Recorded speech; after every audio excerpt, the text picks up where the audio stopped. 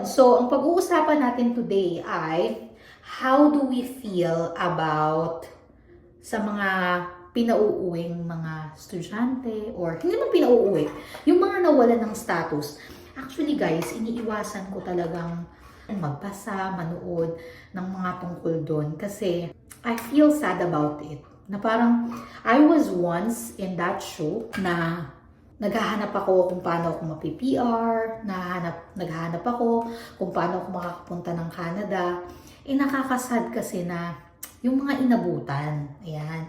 Hello everyone, this is me again, Joy Fajardo. Welcome back to our YouTube channel. This is Joy in Alberta. Kung kayo po ay bago sa aming channel, please don't forget to subscribe, like, share this video to your friends para makapag-spread tayo ng love, positivity, and maka-inspire tayo sa iba pang mga tao. Samahan niyo ako guys today. Pauwi na nga tayo ng Pilipinas, kaya naman magre-ready muna tayo. Nakaligo na ako, napaliguan ko na si Vibe. Natutulog ngayon si Vibe sa baba. Lahat ng ating mga maleta ay naka-empake na, nakalak na, na-weigh na natin sila. All good na tayo dyan sa part na yan. So ngayon naman ay magre-ready lang tayo. Yan. So maaga pa naman guys, pero I'm really someone na gusto ko talaga ay ahead of time, okay, para relax lang ako kapag malapit na yung actual. So, mamaya, pag alis natin ng bahay, ayoko nang nangangarag ako, ganyan. Kaya nga ngayon, magre-ready na tayo. Sabi ko nga dun sa nakaraan kong vlog, it's been 5 years nung huli tayong umuwi. Kaya naman, very excited, hindi ko ma-explain. Hindi lang siya excitement, kinakabahan. Kasi first time kami magta-travel with the baby. Niready ko yung mga toys niya kasi baka umiyak siya pag magte-take off. Nag-download ako ng mapapanood niya during the flight just in case umiyak siya. So, syempre, kailangan natin ng lahat ng support, lahat ng possible options na pwedeng makapagpatahan sa kanya. Then, nag-ready din tayo ng earmuffs, guys, kasi kahit nga tayong matatanda, di ba, pag nag-take off or pag nagla-landing, medyo heavy, medyo masakit siya sa ears, di ba? So, nag-ready tayo ng earmuffs for her. Hopefully, makatulong yon. So, magpa-plansya lang tayo ng hair. And while doing that, syempre, hindi naman mawawala ang ating kwentuhan session. Pasensya na kayo, guys, kasi hindi naman talaga ako marunong magplansya-plansya. So, random lang ito. Huwag niyo nang pansinin, ha? Tapos, wala rin akong makeup. Practice lang. Ayun, so, ang pag-uusapan natin today ay how do we feel about sa mga pinauuwing mga estudyante or hindi naman pinauuwi, yung mga nawalan ng status. Actually guys, iniiwasan ko talagang kung magbasa, manood ng mga tungkol doon kasi I feel sad about it. Na parang I was once in that show na naghahanap ako kung paano ako mapi-PR, naghahanap ako kung paano ako makakapunta ng Canada. Nakakasad kasi na yung mga inabutan, ayan, yung mga inabutan ng higpitan, ayan. Kaya lagi namin sinasabi ever since ni Kiko na if you wanna come to Canada, agarin natin. Tapos kung nandito na tayo, may mga taong naiintindihan namin na chillax lang sila, okay lang sa kanila kahit hindi muna ngayon ma-PR. Pero lagi namin sinasabi, be a bit aggressive about it kasi nga hindi natin alam kung hanggang kailan lang. At ito na nga yung sinasabi natin na nagkaroon na nga ng tuldok. Hindi man tuldok, kama. I would say na in the future, babalik din naman yung mga ways, yung mga pathways kung paano ma-PR. It's just that, sa ngayon kasi, na-overflow talaga. May nagsasabi na, kasi daw na ano ba tawag dito? Yung parang na-abuse yung student pathway or masyadong naging maluwag, ganyan. Which is, I totally agree. May narinig na ako kanina about si John Miller yata. John Miller ba pangalan nun? Hindi ko na nga alam pangalan, guys. Basta yun, yung sa immigration, na hanggang ngayon naman, nagsa-stand up siya para dun sa mga immigrants. Which is, I think, it's good for him to do. Kasi, in a way, sa pananaw ko lang naman po ito, nangyari ang mga nangyari because someone allowed it to happen. Paano ba natin sasabihin to ng mas maganda? Itong bahay namin, tumanggap ako ng bisita. Tumanggap ako ng napakaraming bisita. Paulit-ulit. I kind of give them the chance na maging komportable. In fact, too comfortable, di ba? Too comfortable na grabe, nagdadala na sila ng mga kaibigan nila. Ganon. So, I feel na I allowed it to happen. Kung hindi ko inallow yon na mangyari from the beginning, hindi dadating sa punto siguro na sobrang dami na nila na pumupunta sa bahay namin. So, I think that is also what happened sa Canada, di ba? Someone allowed it. Ang daming, nag-accept sila ng sobrang daming estudyante.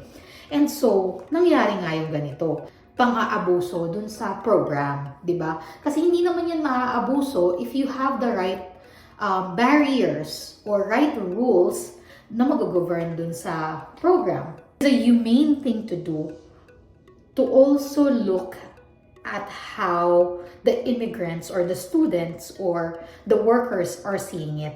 Yun yung para sa akin na parang hindi na kailangan ni Canada ngayon ng mga ganito. And sige po, uwiin na natin pag wala silang status, yung mga ganyan.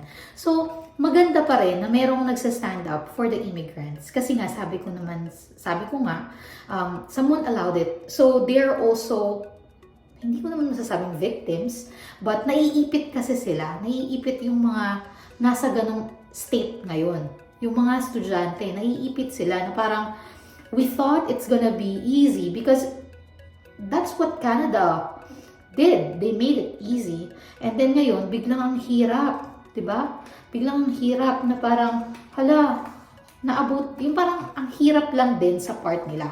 Although, tama naman may nagsabi din ito, and sinabi ko rin to before na applying for a permanent resident or Canada allowing permanent residency and Canada allowing citizenship is not our right. It's our privilege na binigay ni Canada. And dahil nga privilege lang iyon, at any point, pwede nilang bawiin or pwede nilang tanggalin.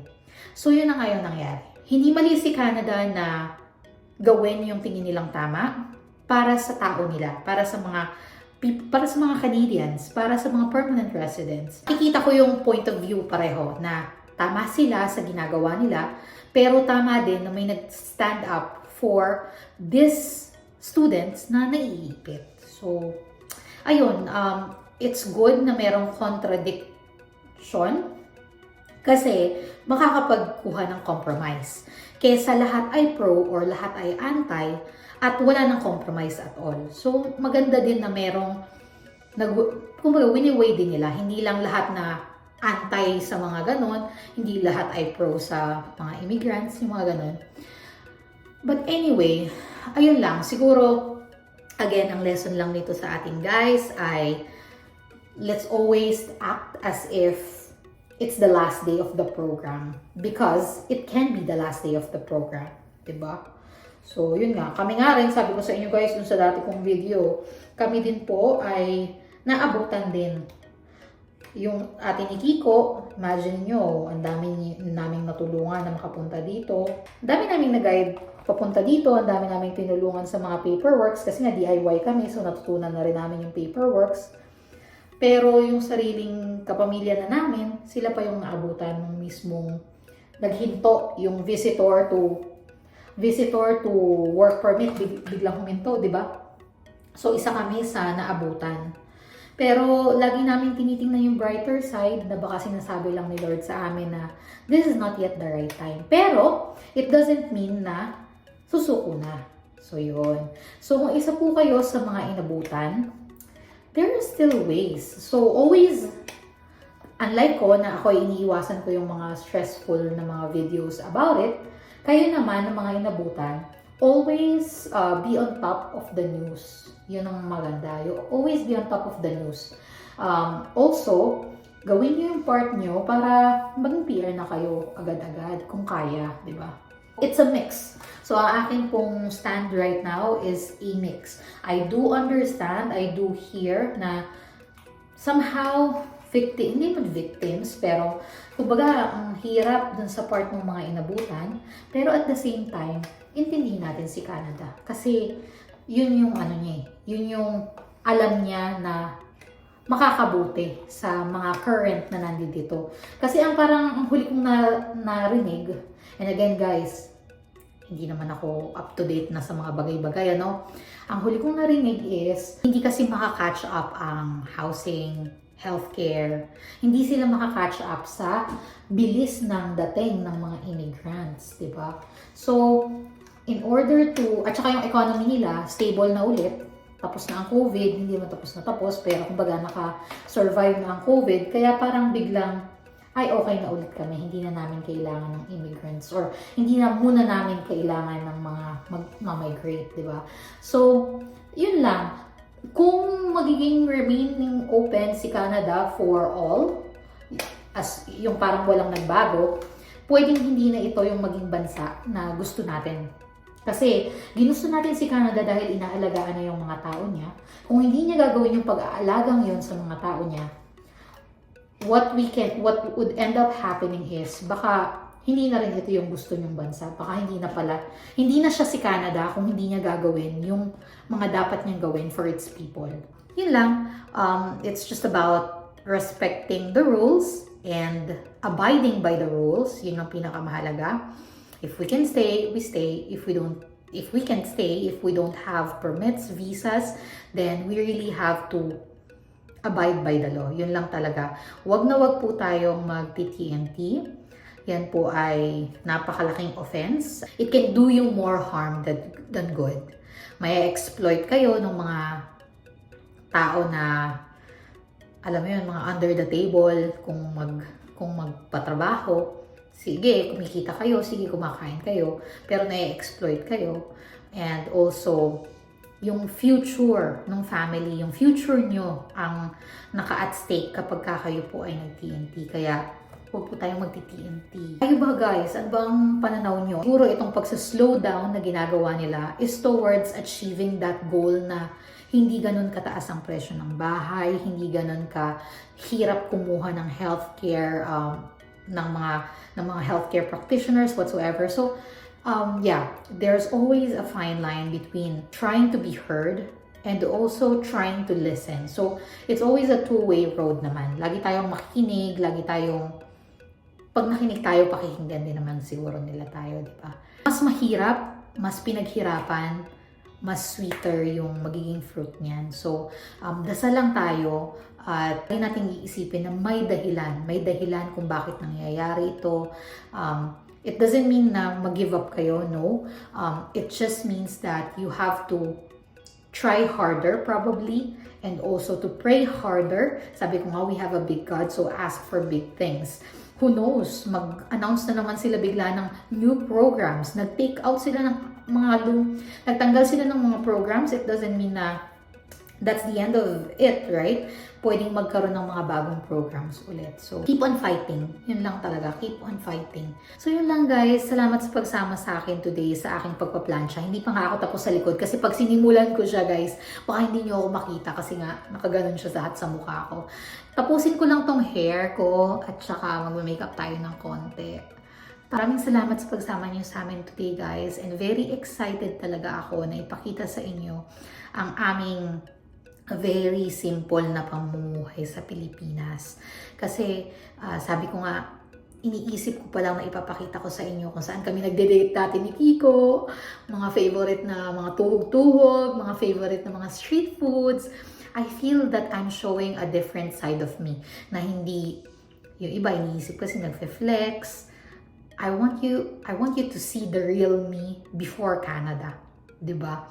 Kung gusto niyo rin ako makilala, kami ni Kiko, kung gusto niyo kaming makilala, yung kami before Canada, yung high school, yung college na Joy at Kiko na mahilig kumain, mag-food trip at maglakwat siya, ay samahan niyo po kami sa Pilipinas. Hindi kayo mabobore. Ayan. So, samahan niyo kami guys. There's a different side in us na hindi laging nagfe-flex, hindi laging Canada, hindi laging, alam niyo. So, anyway, salamat sa pagsama sa akin guys, and tuloy ko lang to. We'll see you in the next vlog.